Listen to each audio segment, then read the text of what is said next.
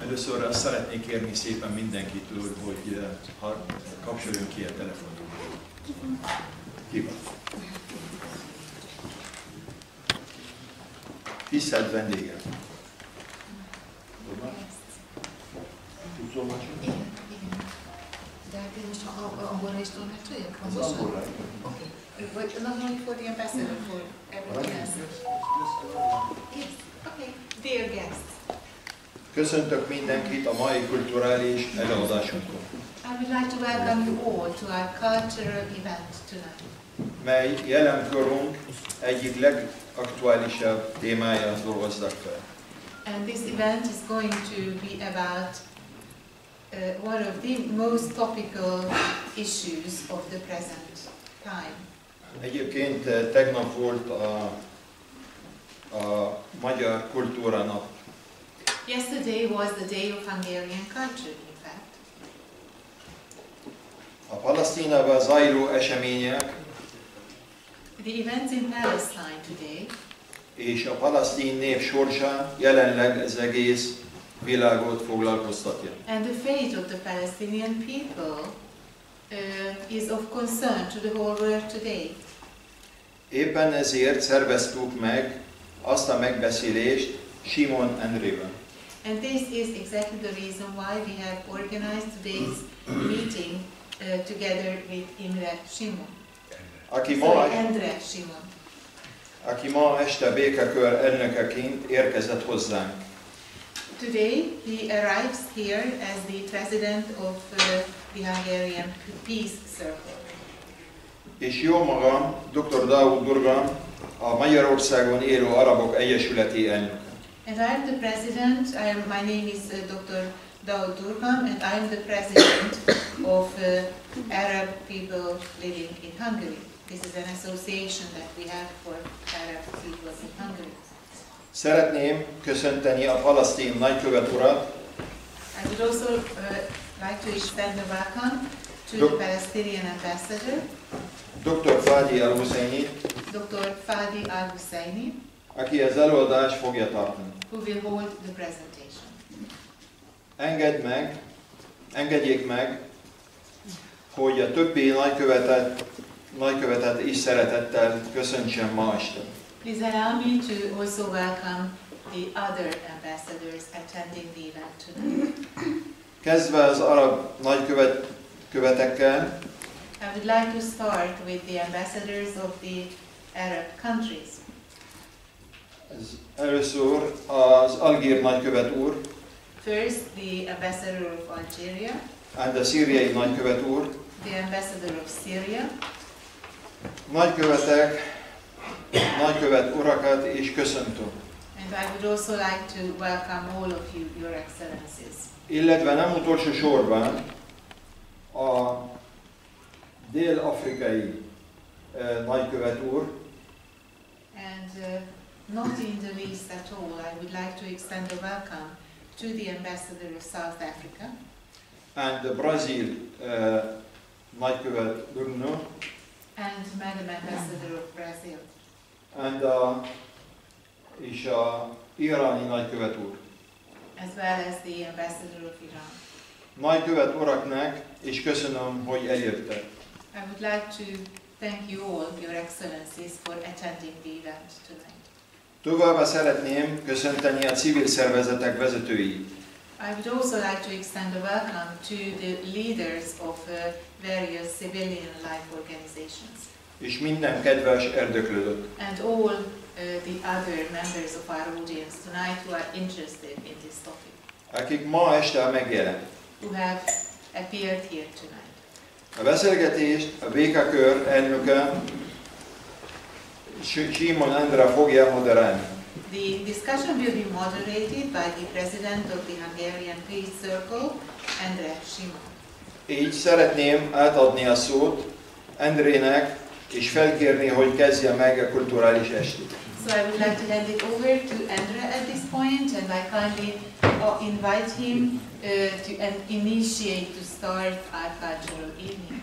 És köszönöm szépen.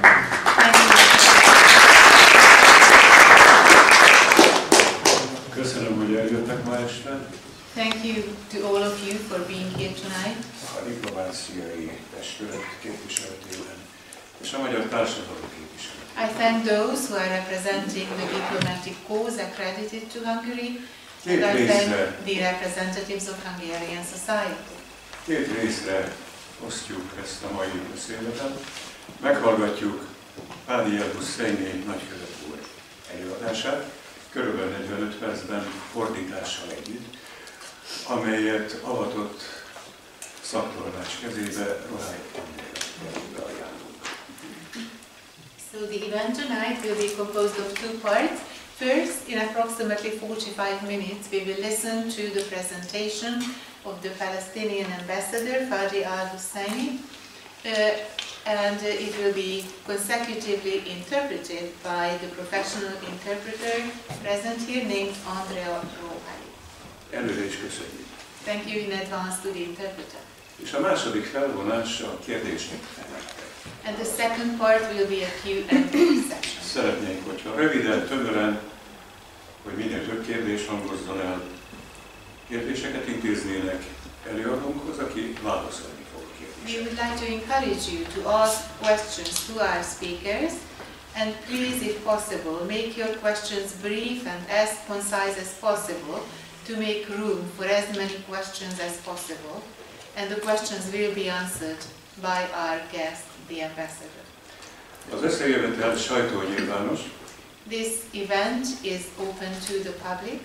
Ez azt jelenti, hogy videófelvételt lehet készíteni, cikkeket lehet írni, híranyagot lehet készíteni róla, idézni korrektül, amíg elhangzik. This means that a video recording can be made and articles can be published, and whatever is said here can also be quoted in the press, of course in a way that is corresponding to what has been said here. Nagykövet úr, köszönöm, hogy ilyen bonyolult helyzetben is eleget tesz a magyar Békekör és a Magyarországi arab közösség meghívásának. That reflects what has been said here. Distinguished ambassador, thank you very much that under these critical circumstances you have accepted the invitation of the Hungarian Peace Circle as well as the ambassadors accredited to Hungary. Hiszen Netanyahu sem tűzszünetet, sem palesztin államot nem akar. As Netanyahu refuses both a ceasefire as well as a Palestinian state. A Hamas egyik vezetője, Khaled Meshal pedig olyan palesztin államot akar, amely Izraelt is magában foglalja. And one of the leaders of Hamas, Khaled Meshal, would like to see a Palestinian state that also includes the state of Israel. The territory of Israel. Hogyan lesz ebből békés egymás mellett is? How would that make a peaceful coexistence? Kedves nagykövet úr, kérem, tartsa meg az előadását. Dear ambassador, I kindly invite you to hold your presentation.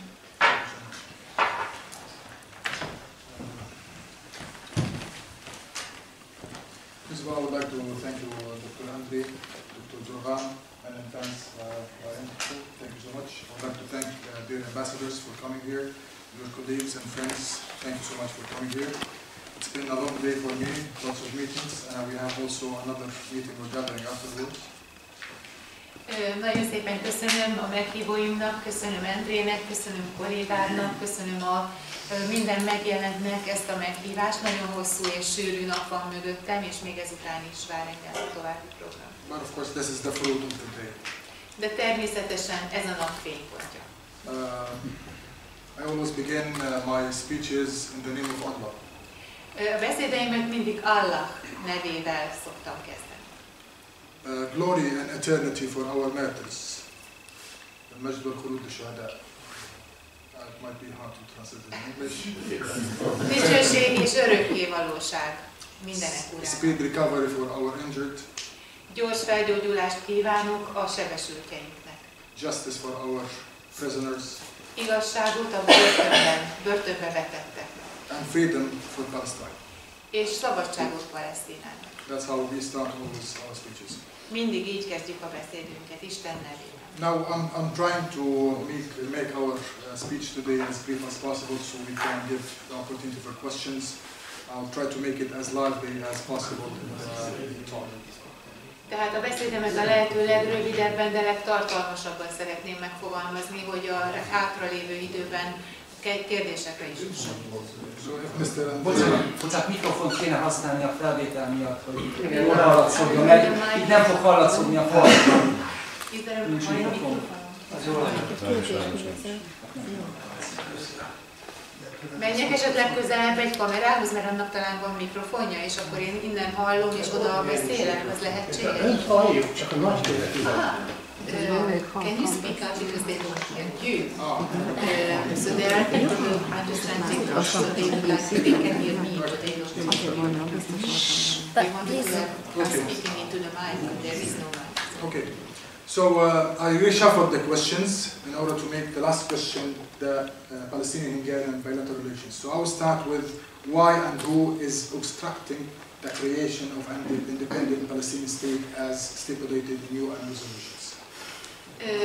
Tehát átalakítottam a kérdések sorrendjét, hogy a palesztin-magyar kapcsolatokra vonatkozó kérdés kerüljön az utolsó helyre, és ennek következtében most azzal kezdem, hogy kik és miért akadályozzák, gördítenek akadályokat annak az útjába, hogy létrejöhessen a palesztin állam az ENSZ vonatkozó határozatának megfelelően. Is my voice clear there? Így most hallható a hangom? De az a probléma, a felvétel lesz rossz. Nem tudunk változtatni rajta sajnos, úgyhogy... I'll try to be as loud as possible. Igyekszem a lehető leghangosabb. Okay, now some people claim that the Palestinians don't want peace, refuse generous offers to settle this conflict, and refuse to accept peace plans. Egyesek azt állítják, hogy a palesztinok nem akarnak békét, visszautasítják a béke tervek végrehajtását, és már számos bőkezű javaslatot söpörtek le az asztalról. And in order to investigate any state of affairs, we always think of who's profiting from this situation. Amikor egy helyzetet elemezni akarunk, meg akarunk vizsgálni, ki akarunk vizsgálni, mindig nagyon fontos, hogy feltegyük azt a kérdést, kinek a javát szolgálja ez a helyzet. Once you recognize who's responsible for this is due to who is profiting from this. Amikor ha sikerül arra a kérdésre választ adnunk, hogy ki a felelős egy ilyen helyzetért, hogy akkor abban kell keresnünk a választ, hogy ki az, akinek a fennálló helyzet a hasznára vált. So let's dig together. What does occupation provide Israel? Tehát akkor vizsgáljuk meg ezt a helyzetet közösen. Az első kérdés, hogy mit hoz az megszállás Izrael számára.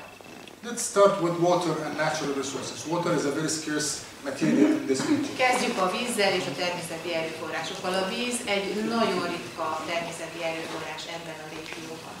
Israel has an absolute control over water and natural resources in the Palestinian occupied territory. A palesztin, tehát az elfoglalt palesztin területeken Izrael teljes körű kontrollt gyakorol a víz és más természeti erőforrások felett. Israel controls directly 85% of water resources in the West Bank. A Jordán nyugati partján 85%-át a vízkészleteknek közvetlen kontrollja alatt tartja Izrael. And Israel has to say on the rest how to be distributed. A hátralévő maradék vízkészlet vonatkozásában pedig beavatkozik, illetve befolyása van a tekintetben, hogy hogyan osztják el azokat a víz erőforrásokat. Of course we have numbers for this, but we're not trying to make this dry and boring conversation, but this is a fact. Israel controls every natural resource on this land. Ezt az állítást természetesen számadatokkal tudjuk alátámasztani, de a mai estének nem az a célja, hogy száraz és unalmas adatokat soroljak fel, ezért ezt most abban foglalom össze, hogy a természeti erőforrásokat, a vízkészleteket Izrael kontrollja alatt tartja ezen a területen. Israel also controls the borders between our territory and the external world. Ezen kívül Izrael szintén kontrollálja a határokat a saját területeink és a külvilág között. And what does this mean? Ez pontosan mit jelent? Controlling anything and everything that comes in or out from Palestine. A palesztin területekről kimenő és beérkező mindenkit és minden egyes tárgyat ellenőrizni. A tourist, a visitor, a scholar, a pilgrim, a businessman, all of them have to come through the Israeli authorities when they want to visit the Palestinian territory. A turisták, a látogatók, a tudósok, a diákok és a zarándokok mindegyike külön-külön végig kell menjen egy izraeli ellenőrzésen, hogyha be akarnak lépni palesztin területekre. We want to talk business, let's talk business. Ha üzletről beszélünk, akkor beszéljünk üzletről. This means that every item, product that comes in or goes out is subject to the Israeli control. Vagy úgy fogalmaznék, hogy minden egyes tétel, tárgy és termék, ami ezekre a területekre bemegy, vagy onnan kijön, izraeli ellenőrzésen esik át. Then can you imagine what would happen with the products, the goods? El tudják képzelni, hogy mi történik ezekkel az árucikkekkel, termékekkel? For markets, the Palestinian imports from Israel were almost 4.64 billion US dollars. Az Izraelből érkező palesztin termékek értéke majdnem 4,64 milliárd dollár értékű. One of the biggest markets for Israeli products.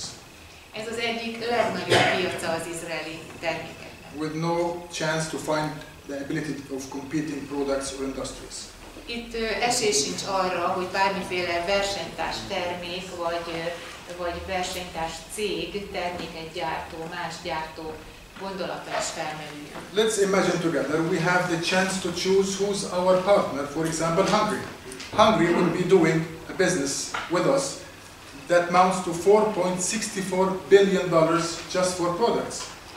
Vegyük azt a példát, hogy az embernek lehetősége van kiválasztania az üzleti partnereit, és mi úgy döntünk, hogy Magyarországot szeretnénk üzleti partnerként látni. Ez azt jelenti, hogy lehetőség van arra, hogy 4,64 milliárdnyi értékű termék cseréljen gazdát. This applies also on basic needs and services like water and electricity. És ez a legalapvetőbb szükségleteket kielégítő árucikkekre vonatkozik, illetve a vízre és az elektromos áramra egyaránt. Israel's control of the borders also gives Israel the upper hand to control our money, the tax, customs, revenues.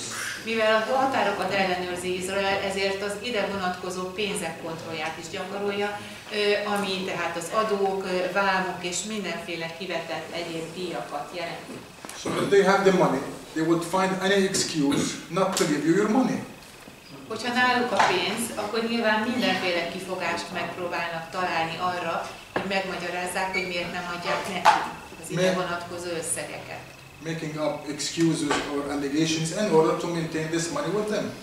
És mindenféle állításokat, kifogásokat fogalmaznak meg, amellyel megpróbálják megindokolni azt, hogy miért kell ebből a kereskedelemből befolyó pénzt maguknál tartani. Currently, Israel has demonstrated this behavior, and further illegal deduction can be tracked back to 2010. Jelenleg ezt a jogszerűtlen magatartást gyakorolja Izrael, és további illegális, teljesen jogszerűtlen levonások vezethetők vissza a 2010. évre, tehát ez a viselkedés akkor kezdődött, és jelenleg is tart. Israel builds and expands settlements on Palestinian territory. Palesztin területen épít és bővít telepeket Izrael. Israel confiscates Palestinian land and replaces original owners by illegal settlers. Elkobozza a palesztinok által tulajdonolt földterületeket, és ezen kívül a jogos tulajdonosokat izraeli telepesekkel váltja fel, azokkal helyettesíti be. Trying to create a de facto situation on the ground. Arra törekedve, hogy egy de facto helyzetet hozzon létre a helyszínen. Due to such policies, more than 800,000 illegal Israeli settlers reside on the Palestinian territory. A Az ilyen szakpolitikáknak köszönhetően több mint 800 000 illegális, jogszerűtlen palesztin telepes tartózkodik palesztin területen. Bocsánat, izraeli területen. Israel also takes... Nem, izraeli tartózkodik palesztin területen. Igen, bocsánat. Az eleje Israel also... Izraeli tartózkodik palesztin. Israel also takes advantage of the low labor wage. Izrael egyébként kihasználja az alacsony munkaerő árakat is. Collecting money from Palestinians in Jerusalem and the West Bank. Pénzt begyűjtve a palesztinoktól így módon Jeruzsálemben és a Jordán nyugati parton. Under different labels, taxes, fines, building permits, etc. Különböző jogcímek alatt, például adók, építési engedélyekre vonatkozó díjak és büntetések címe alatt. Then why would you give up these benefits, profits? Miért kívánna valaki megválni ezektől az előnyöktől, bevételi forrásoktól? Not surprisingly, Israel refused to accept the Arab Peace Initiative in 2002. És nem meglepő, hogy a 2002-ben az asztalra tett arab béke kezdeményezést Izrael visszautasította. This initiative would give Israel a normal relationship with Arab and Muslim countries. Ez a kezdeményezés az arab és muzulmán országokkal Izrael számára normális kapcsolatot biztosított volna. Talking about the obstruction of the creation of the State of Palestine, also a number of influential superpowers fell prey to Israeli lobbies and interests. És mivel arról beszéltünk, hogy a palesztin állam létrehozását kik és miért akadályozzák, itt meg kell jegyeznem, hogy befolyásos nagyhatalmak is áldozatul estek ezeknek az izraeli jelenségeknek és Izrael érdekeinek. This led to numerous vetoes and blind support of the Israeli policies. És ez számos vétóhoz vezetett, illetve az izraeli döntések vak támogatásához. So simply put, Israel makes a great profit of occupying Palestine. Egyszerűen kifejezve, Izrael hatalmas profitot termel azzal abból, hogy megszállás alatt tartja a palesztin területeket. And there would be no incentive to make peace or accept the realization of the State of Palestine within the two-state solution. És nincsen ezért olyan ösztönző erő, ami akár a béke vagy a kétállami megoldás jegyében történő rendezés felé mutatna az izraeliek számára. There is also another aspect, which is the deep state in Israel. És van itt egy másik aspektus is, és ezt úgy fogalmaznám, hogy a deep state Izraelen belül, tehát ez a mögöttes állam mögötti hatalom Izraelen belül. But this one, I will leave it to the end. If we have time, we will talk about it. But this is another reason for the rejection of the creation of the State of Palestine within the Israeli society. Ezt azonban most kihagyom ennek az elemzését. Ha lesz majd időnk rá, akkor a kérdések felele időszakában tudok még erről beszélni, de ennek a deep state-nek a működése egyértelműen még egy ok, ami megmagyarázza, hogy miért utasítják el a megoldást, a béke megoldást, tehát a kétállami megoldást. So rejection of the two-state solution. By this, I will be done with the first part. I hope it wasn't that dry. Ezzel az első részt be is fejeztem, és remélem ezt nem találták túlságosan száraznak. I will go to the second section or part, which is. És most áttérek a második részre, ami a következő. Is Palestine ready to participate in an international peace conference whose purpose would be to promote a peaceful coexistence of two independent states, Israel and Palestine? That was the question. A kérdés, amit kaptam, tehát az, hogy Palesztina fel van-e készülve arra, hogy részt vegyen egy olyan nemzetközi békekonferencián, amelynek az lenne a célja, hogy előmozdítsa a békés egymás mellett élését két egymástól független államnak, az egyik Izrael, a másik Palesztina. Okay. The simple answer is yes. Igen. Az egyszerű válasz igen. Palestine has shown seriousness and willingness to engage into serious peace talks. Palesztina bemutatta a hajlandóságát és a készségét arra, hogy komoly tartalmi jellegű béketárgyalásokban vegyen részt. Palestine accepted UN resolutions 338 and 242. A palesztinok elfogadták az ENSZ 338. számú és 242. számú határozatát. In 1991 we engaged in peace talks in Madrid. 1991-ben Madridban vettünk részt béketárgyalásokon. In 1993 we signed Oslo Peace Accords, which led to the creation of the PNA, the Palestinian National Authority. 93-ban aláírtuk az oszlói békemegállapodást, ami a palesztin nemzeti hatóság létrejöttét eredményezte. In 1995 we signed Oslo II. 95-ben aláírtuk az Oszló 2-t. And a few months later, Israeli Prime Minister Yitzhak Rabin was killed by Israeli fanatic. Néhány hónap elteltével az akkori izraeli miniszterelnököt, Yitzhak Rabint, egy izraeli fanatikus meggyilkolta. In 2002, Israel refused the Arab Peace Initiative, as we mentioned. 2002-ben Izrael visszautasította az arab béke kezdeményezést, ahogy ezt itt már említettük. In 2003, Palestine accepted quartet roadmap. Quartet roadmap. 2003-ban pedig elfogadta Palesztina az úgynevezett quartet menetrendet. Annapolis in 2009. Annapolis elfogadta 2009-ben. 2015 Obama talks as well. 2015-ben pedig az obamai tárgyalásokat. In 2002, I can see people standing there. If there are some space here. Látom, hogy állnak egyes résztvevők. Ha van itt még hely, ahova leülhetnek, jöjjenek.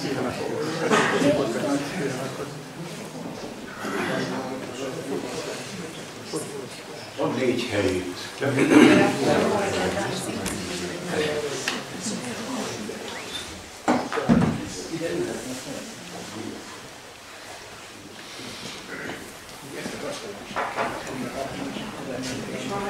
Itt is van egy hely még. Semmi egy hely.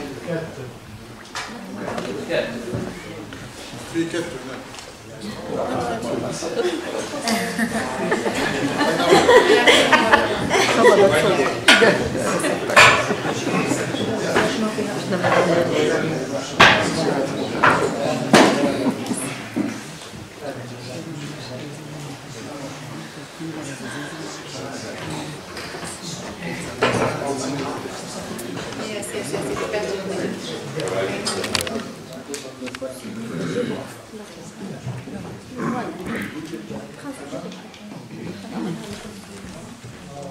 Okay. In 2020, the deal of the century presented by Donald Trump. 2020-ban pedig Donald Trump bemutatta az úgynevezett évszázad megállapodását. This deal appeared to be an absolute biased, one-sided and fully adopting Israeli narrative. Úgy tűnt, hogy ez azonban teljesen egyoldalú, teljesen részrehajló és teljes egészében az izraeli narratívát alapít. With no clear and vague proposition of the Palestinian state. Nem volt valójában tiszta javaslat a palesztin államra, és ami javaslat volt, az elég homályos volt. This position, along with other biased positions by the UN administrations, led the Palestinians to lose trust in the US as the sole guarantor for peace talks. Ez a helyzet összekapcsolódva számos más hasonlóan részrehajló állásponttal, amelyet tapasztaltunk az USA kormányzatának részéről, a palesztinok számára sajnos azt hozta, hogy a palesztinok elveszítették a bizalmat az USA-ban, és a továbbiakban nem tekintettek úgy az USA-ra, mint a béketárgyalások egyetlen garantorára, szabadulójára. As such, the Palestinian leadership and on numerous occasions called and is calling for collective efforts and international conference. Ennek a belátása után a palesztin vezetés azt a politikát alakította ki, és ezt számos alkalommal meg is tette, hogy kollektív erőfeszítéseket kért, és egy nemzetközi konferencia megtartására tett javaslatot. The latest was on September 21st, 2023, before the General Assembly by His Excellency President Mahmoud Abbas. És a legutolsó ilyen nemzetközi konferenciának az időpontja 2023. szeptember 21-e volt, és ezt a közgyűlést megelőzően történt, és Mahmoud Abbas elnök úr volt az, aki ezt kezdeményezte. On September 24th, 2021, President Mahmoud Abbas also, before the General Assembly, declared the same You mean the General Assembly, UN General United Assembly? Nations, yes. Tehát ugyanezt a kezdeményezést jelentette be hivatalosan is Mahmoud Abbas elnök úr az ENSZ közgyűlésére. Did you say this? Yeah, The same thing applied on September 24th, 2021. és ugyanezt történt egyébként 2021. szeptember 24-én is, már egy korábbi alkalommal. A similar call on February 20, 2018. És egy hasonló felhívást tettünk közzé 2018. február 20-án. A similar stance in Moscow before. És egy hasonló állásfoglalást tettünk közzé 2018 előtt Moszkvában. So peace talks are always welcomed by Palestine. Mindezek a felhívások egyértelműen bizonyítják, hogy a béketárgyalásokat Palesztina mindig üdvözli. Under the provision of equal platform, Természetesen feltételekkel szeretnénk a béketárgyalásokat megvalósítani. Az első feltétel az egyenlő platform. accomplishing restorative justice and neutral mediation, A helyreállító igazságszolgáltatás elérése lenne ezeknek a célja, és a közvetítés mindig legyen semleges. Ezek a feltételek. in the light of asymmetrical power dynamics. Különösen annak fényében, hogy az erő dinamika aszimmetrikus. This would be the answer for the second question. Tehát ez az én válaszom a második feltett kérdésre. Now to the third part, which is the most interesting. És most áttérek a harmadik részre, és ez a legérdekesebb. Can we have a highlight on the Palestinian-Hungarian relations? Lehet-e egy csúcspontja a magyar-palesztin kapcsolatoknak? Okay. I can describe the Palestinian-Hungarian relations as historical and friendly relations. Én úgy fogalmaznék a magyar-palesztin kapcsolatokról, vagy a palesztin-magyar kapcsolatokról, hogy történelmileg ezek baráti kapcsolatok. Correspondences go back between the two countries to the 19th century. A különböző levelezések, írásbeli érintkezés a két ország között a 19. századig visszanyúlik. Palestine had its first office in 1975. Az első irodát Palesztina 75-ben nyitotta meg. On 29th of September 1975, Palestine Liberation Organization has its first office in Hungary. Tehát a PLO-nak 1975-ben, szeptember 29-én volt alkalma irodát nyitni Magyarországon. On the 2nd of February 1982, following a visit of late President Yasser Arafat al-Ammar, the office enjoyed a diplomatic status. És Yasser Arafat látogatását követően 1982. február 2-ától ez az iroda diplomáciai státuszt kapott. On 23rd of November 1988, 1988. november 23-án and after the declaration of independence in Algeria, az algír függetlenség kikiáltását követően Hungary was among the first nations to recognize Palestine as a state. Magyarország az elsők között volt, amely a palesztin államiságot elismerte. Today we have almost 142 countries recognize Palestine as a state, yet under occupation. És ma 142 ország ismerte el hivatalosan Palesztinát, mint államot, amely azonban megszállás alatt van.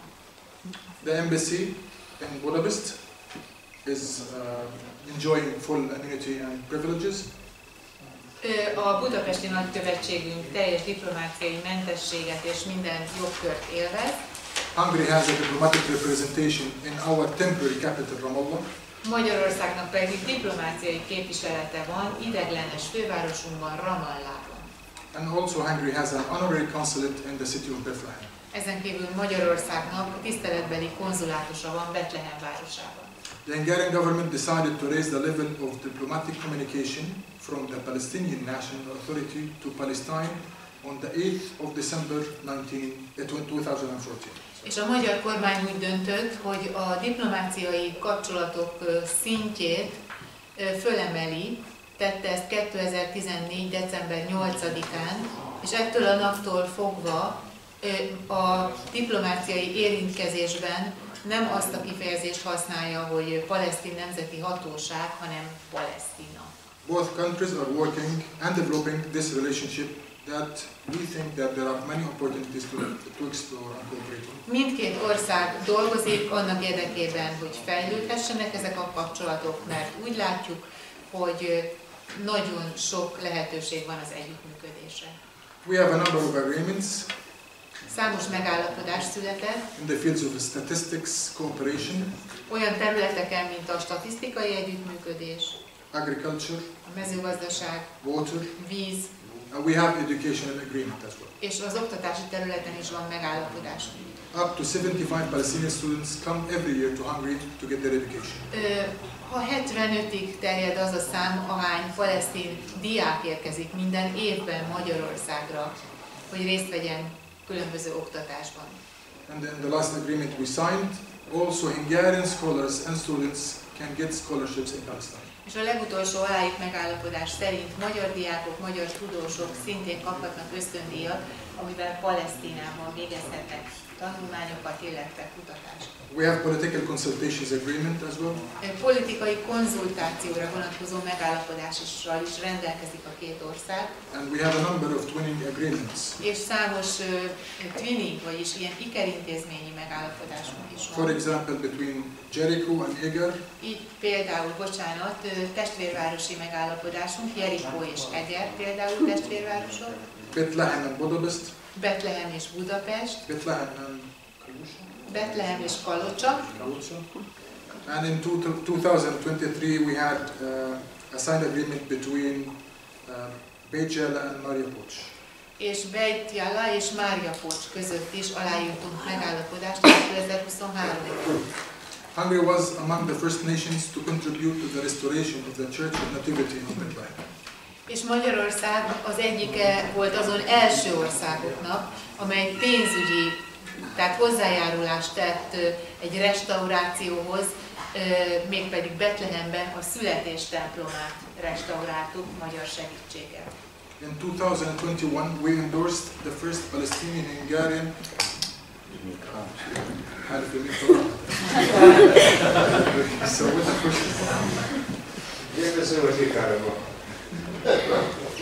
We endorsed in 2021 the first Palestinian-Hungarian academic platform. 2021-ben pedig közösen elfogadtuk az első palesztin-magyar akadémiai platformot. With the participation of 22 universities.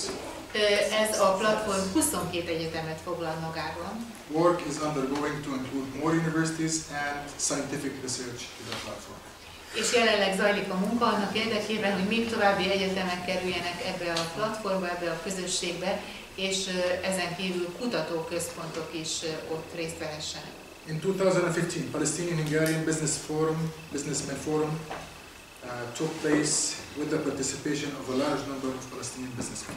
2015-ben pedig palesztin-magyar üzleti fórumot tartottunk, amelyen nagy számban vettek részt palesztin üzletemberek. There is also a cooperation agreement between Palestinian and Hungarian chambers of commerce. Ezen kívül a palesztin és magyar kereskedelmi kamarák között is született már együttműködési megállapodás. Another agreement between the Chamber of Commerce of Ramallah and Budapest is undergoing. És jelenleg zajlik az előkészítése egy újabb megállapodásnak, a budapesti kereskedelmi kamara és a ramallai kereskedelmi kamara fogják ezt aláírni. We had Palestinians who came to Hungary in the 50s. Már az 50-es években érkeztek Magyarországra palesztinok. And many students resided in Hungary. És nagyon sok diák lakott Magyarországon. creating the Palestinian community, Így létrehozva a palesztin közösséget. which is a vibrant, Ez egy élettel teli, active aktív community közösség. and an addition to the society of Hungary. És komoly értéket jelent a magyar társadalom számára. We have many doctors, lawyers, Közöttünk számos orvos és jogász található. and many of them have presented successful models in the fields of trade and entrepreneurship. És számosan közülük a kereskedelemben és vállalkozásban nagyon sikeres modelleket alapítottak ki és vezettek be a magyar életbe. However, when reviewing the numbers of tourism and trade and investment between the two countries, we're not satisfied and we think that we can do much better. Azonban a kereskedelem, gazdasági kapcsolatok, beruházások terén a jelenleg látható számokról az a véleményünk, hogy ezek nem kielégítőek, és ennél többre vagyunk képesek. That's why we introduced up to 35 projects between Palestine and Hungary. Ezért több mint 35 projektet indítottunk el, amelyeket palesztin-magyar együttműködésben valósítunk. To expand the level of cooperation and interest between the two countries in both ways. Hogy mindkét irányba sikerüljön bővíteni az együttműködést, és ezeknek az együttműködéseknek a színvonalát is emeljük. This is includes and not limited to tourism. Ezek a projektek ezek között van turisztikai jellegű, de nem korlátozódik kizárólag a turizmusra. Particularly religious tourism, De itt elsősorban, ha ezekről beszélünk, akkor a vallási jellegű turizmusra kell gondolni. trade, investment, Vannak ezek között kereskedelmi, beruházási jellegűek is. youth and sports, A fiatalokkal és a sporttal foglalkozó, innovation and technology, de van innováció és technológia jellegű judiciary is. cooperation, A bírói együttműködés is megemlítendő. municipal cooperation on a macro level, Önkormányzati együttműködés makroszinten, economic partnerships, gazdasági partnerségek, investment and much more. beruházások és még nagyon sok más. The two nations do share similar experiences A két nemzetnek a tapasztalatai hasonlók, and understand each other pretty well. és nagyon jól megértik egymást. Particularly when it comes to the family values, Különösen a családi értékek terén, freedom, a szabadság terén, self-determination, az önrendelkezés terén, confiscation of large swaths of your land, illetve az a élmény, illetve tapasztalat is közös, hogy földterületek, nagy arányú földterületek elrablása vagy elkobzása.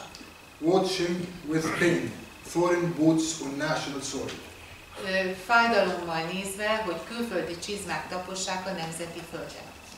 enforcing large number of your population to live in diaspora, És a lakosságot nagy számban kényszerítik arra, hogy diaszporában éljen. and attempts to enforce foreign values on national curriculum or national textbooks. És külföldi értékek erőszakos bevezetésére irányuló kísérletek a nemzeti alaptantervben, illetve a nemzeti tankönyvekben. These common notions were translated for long by Hungary's support and solidarity with the Palestinian people and their just cause. Hosszú időn keresztül ezek a közös élmények jelentették a forrását és táptalaját annak, hogy Magyarország hosszú időn keresztül támogatta a palesztinokat és a palesztinok igazságos ügyét. Differences can appear, Különbségek előfordulnak, even between family members and friends. még családtagok és barátok között is. But we always tackle the differences De mindig kezeljük ezeket az eltérő véleményeket. in a dialogue and behind doors, Párbeszéd keretében és zárt ajtók mögött, not in public. nem pedig a közvélemény színe előtt. We still believe that all countries, including Hungary, should work together to end Israeli genocidal war and occupation at large. Továbbra is az az álláspontunk, úgy gondoljuk, hogy minden ország, beleértve Magyarországot, azt következőt kell, hogy tegye. Együtt kell működni, hogy Izrael népirtó háborúját és egészében véve a megszállást befejezzék.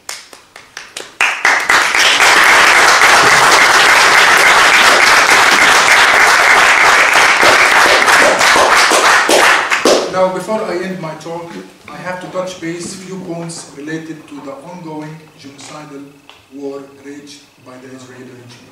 Most engedjék meg, hogy néhány megjegyzést tegyek a jelenleg zajló népirtó háborúhoz, amelyet az izraeli rezsim indított. I will try to be as diplomatic as possible. És ezt követően fogok majd a második mondatomra átérni, de ebben a lehető legnagyobb mértékben diplomatikusan fogom magamat kifejezni. Whoever thinks that the whole matter began on October 7th is in complete denial of the atrocities, oppression and crimes carried out by Israel throughout 75 years.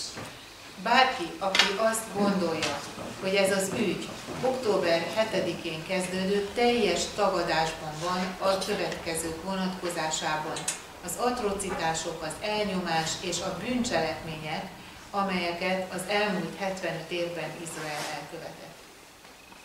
Israel declared goals for this bloody campaign are Izraelnek a deklarált céljai ezen véres kampány vonatkozásában a következő. ending the threat coming from Gaza and retrieving prisoners. A Gáza oldaláról érkező fenyegetésnek a gátvetés és a fogvatartottak visszaszerzése. Okay. What those two goals justify the murder of more than 25,000 Palestinians and injuring more than 64,000? Ez a két cél igazolja több mint 25 000 elpusztult ember, megölt ember halálát és a több mint 65 000 sebesültek. Would those goals justify the killing of 11,000 Palestinian children? Ezek a célok igazolhatják több mint 11 000 palesztin gyerek megölését? And if it's all about Gaza, how come more than 320 Palestinians were killed in the West Bank and Jerusalem, and more than 6,000 were arrested, abducted by Israel in the West Bank and Jerusalem?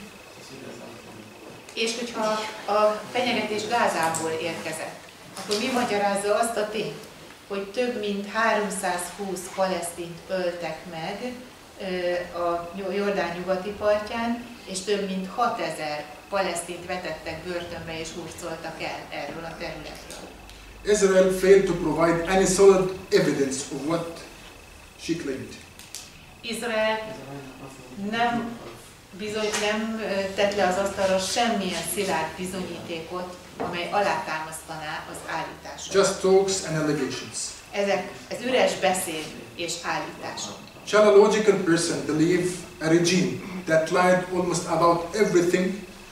Egy logikusan gondolkodó személy hihet egy olyan rezsimnek, amely szinte minden kérdésben hazudott. And I will give examples. Példákat mondok. 2 years ago, a Palestinian-American journalist called Shirin Abu Akleh was killed by an Israeli sniper. Izraeli orrzsilkos 2 évvel ezelőtt egy palesztin-amerikai újságírót, egy hölgyet ölt meg, akinek a neve, and her name was? Shirin Abu Akleh. Shirin Abu Akleh.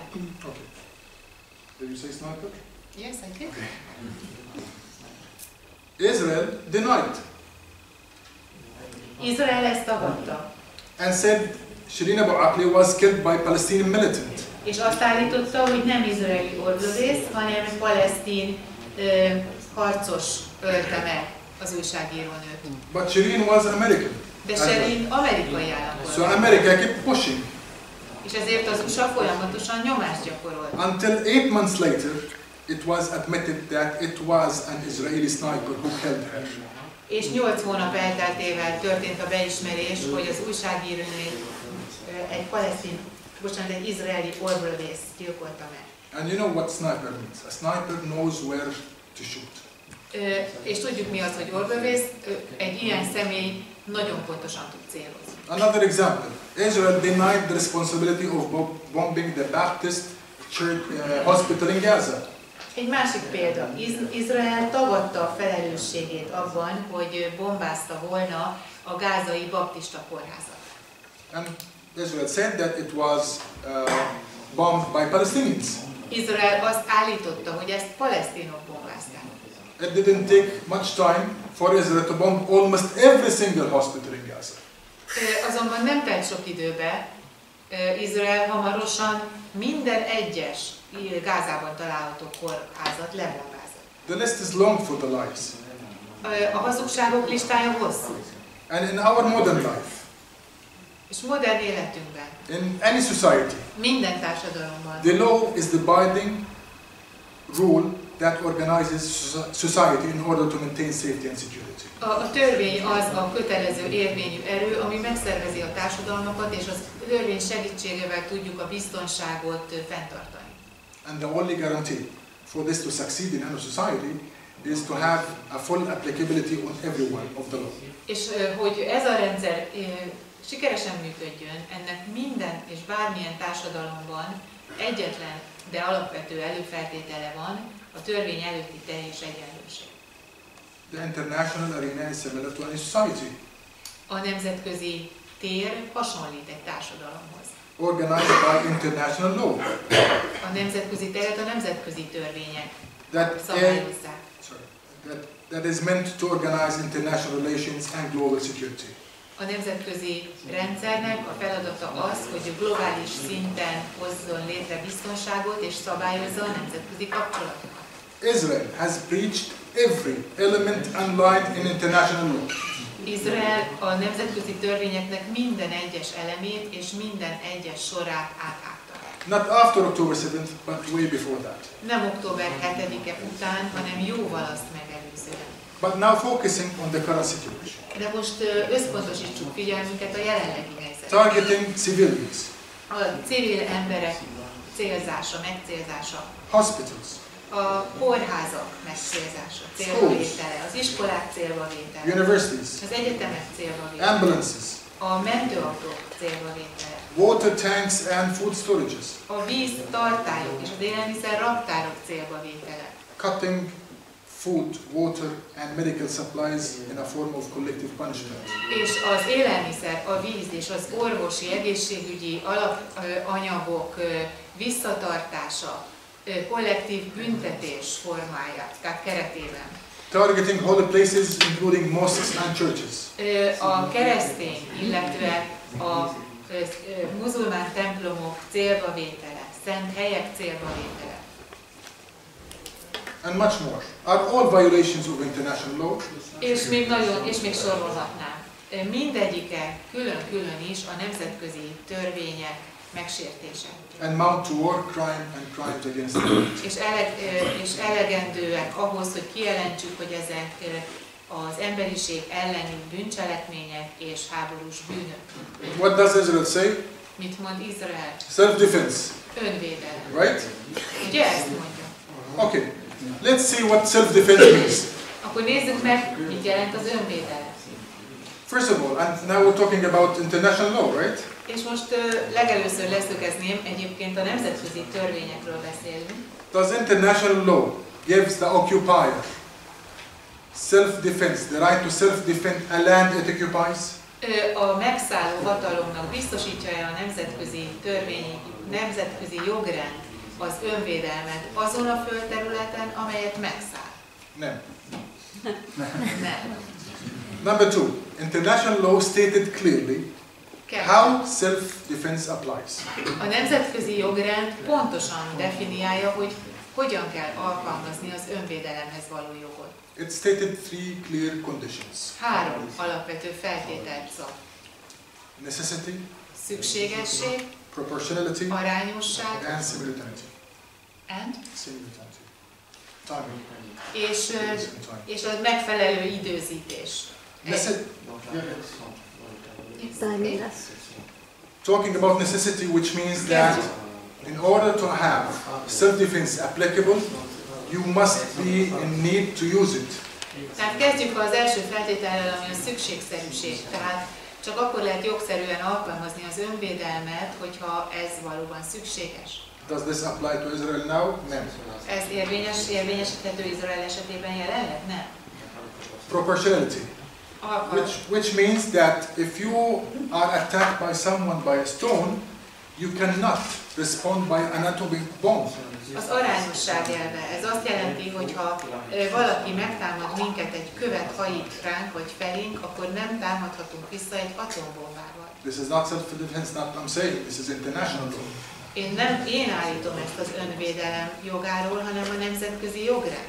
And similarity, the timing. És az időzítés, az azonos idő. If you're attacked today, you respond today as a self-defense. But you cannot keep attacking back in the pretext of self-defense. Ez a szimultán, tehát az azonos időben történő reagálás alapelve a harmadik, ami azt jelenti, hogy ha minket ma megtámadnak, akkor ma visszatámadhatunk. De nem folytathatjuk a támadást a végtelenségig, hivatkozva az önvédelem jogára. Killing children. Our children being killed. A gyermekek megölése, a mi gyermekeinket lemészárolják. Wounded. Megsebesítik. Maimed. Starved. Kiéheztetik, halálra éheztetik. Orphaned. Elveszítik szüleiket, és ezért árvák lesznek. Displaced. Lakóhelyeik elhagyására kényszerítik Left őket. to die from disease, infection and illness. Ott hagyják őket, hogy elpusztuljanak a betegség, a fertőzés és egyéb más betegségek miatt. This is self-defense? Ez önvédelem? How can anyone live with this slogan? Gaza is the graveyard for children. How can anyone live with this slogan? Hogyan élhet bárki, ha azt hallja, hogy Gáza a gyermekek temetője lett? In Gaza, people are being mass murdered by Israeli occupation forces. Gázában tömeggyilkosság áldozatai a lakosok.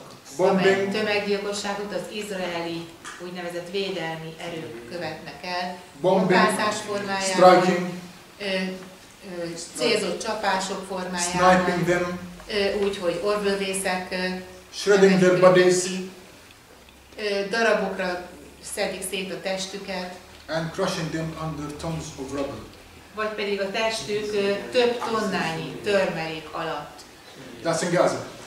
pusztul el. In the West Bank, they are being hunted by Israeli soldiers and settlers. Ez történik Gázában, a Jordán nyugati partján pedig vadásszák őket az izraeli katonák és az izraeli telepesek. Beating, shooting, Ütlegelik őket, megverik őket, lelövik őket, terrorizing them, terrorizálják őket, violating their bodies, megsértik testüket, detaining and torturing them. fogva tartják őket és kínzásnak veszik őket alá. If it's not international courts, where to go? Ha nem a nemzetközi bíróságokhoz fordul, tehát hova forduljunk, hanem a nemzetközi bíróságokhoz? Americans vetoing us at the United Nations. Amerika megvétóz minden kezdeményezést az ENSZ-ben. Israel is refusing to stop the war or to create the Palestinian state. Izrael tehát nem hajlandó leállítani a háborút, sem pedig egy palesztin államot létrehozni. Is there any other place than the international court? Van bármilyen más hely, mint a nemzetközi Who bíróság? would bring justice to the victims? Ki fog igazságot tenni az áldozatok ügyében? That's why we salute and thank South Africa És ezért üdvözöljük és köszönjük Dél-Afrikának for the courageous decision. a bátor döntést.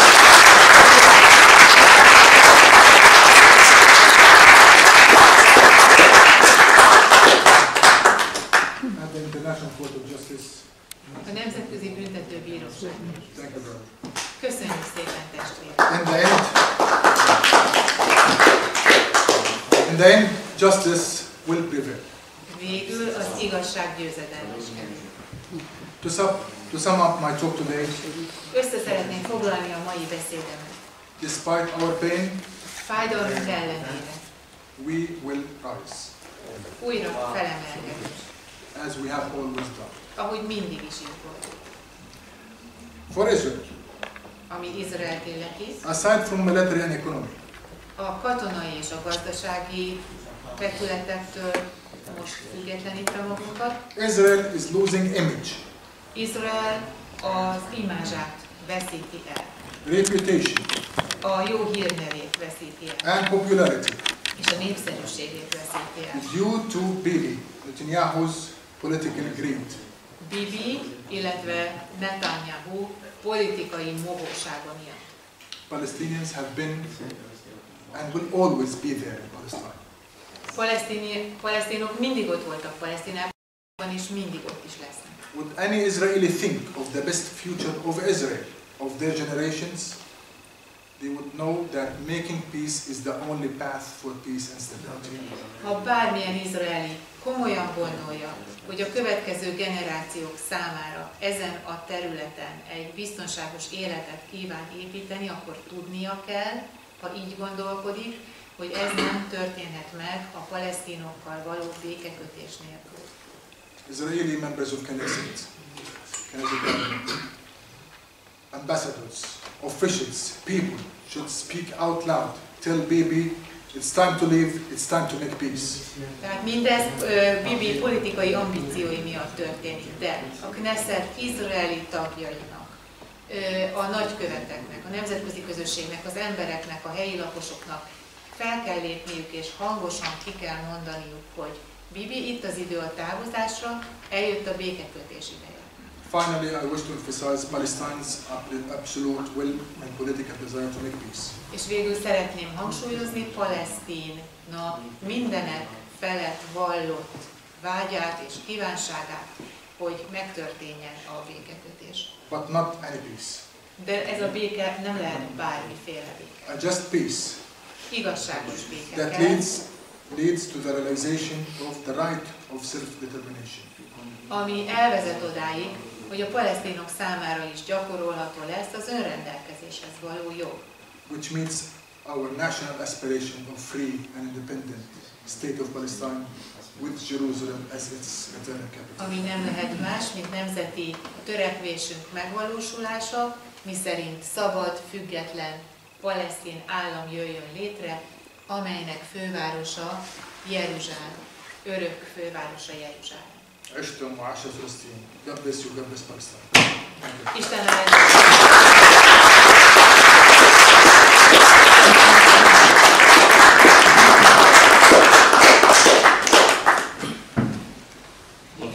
Köszönöm szépen az előadását.